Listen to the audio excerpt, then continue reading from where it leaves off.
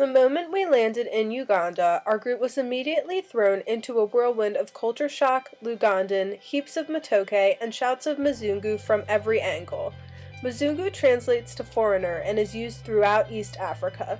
I knew from the start of the trip how fast 10 days would fly, and was skeptical as to how much of a difference I would be able to make in the Chenamukaka community. Our group of 17 students had been preparing for a 10-day trip. How much of a difference were we really going to have in denting such large issues concerning water and community health?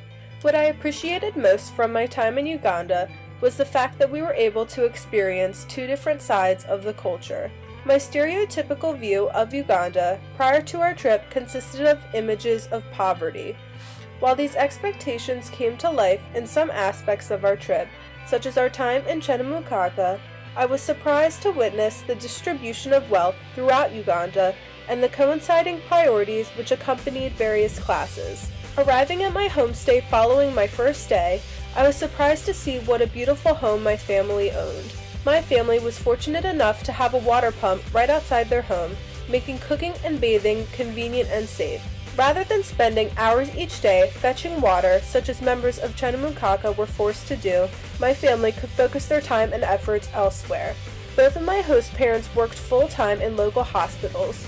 My host mother was a nurse, and my host father worked for a health insurance company. Focusing their time in their respective professions allowed them to provide a strong education for their children through well-respected private boarding schools. My family also sought to bring in additional income through their construction of a chicken coop and a space for an after-hours health clinic in their backyard. It was interesting to see how wealth in Uganda is exercised in a more practical way compared to the luxurious expenditures of the United States. The construction of the chicken coop and the clinic will allow my family to be service providers to their own community, benefiting the needs of their neighbors in addition to their financial situation. On the contrary, our days in Chenamukaka really opened my eyes to the other side of the economic spectrum in Uganda. Our first day in the community, our group participated in a water-carrying exercise, something community members do multiple times a day. While our walk to the well was not as strenuous as some families who have to trek miles to fetch water, the steep incline and heavy water jerrys left us in exhaustion. The community members informed us that young children are sometimes pulled out of school to fetch water for their families, forcing them to sacrifice education for the well-being of their families. Experiencing firsthand such hardships of the Chenamukaka community made me realize how impacting our work in the community was. If a family is able to have a convenient water source in the back of their home, they do not have to risk putting themselves or their children in danger of the crime or rape which occurs frequently at the wells. They do not have to pull their children out of school. They can spend more time on efforts which will benefit their families financially and economically, such as brewing gin or building crafts for sale. By teaching and motivating one family to build a water harvesting tank or tippy tap, our group was able to act as a catalyst in initiating a cycle of education. By presenting the importance of hand washing and preventative health measures to the community, we were able to convince the members to re-examine their priorities in relation to their personal health. Manual labor is such a large part of life in Chenamukaka, tying illness and poor health to the collapse of a family's economic status.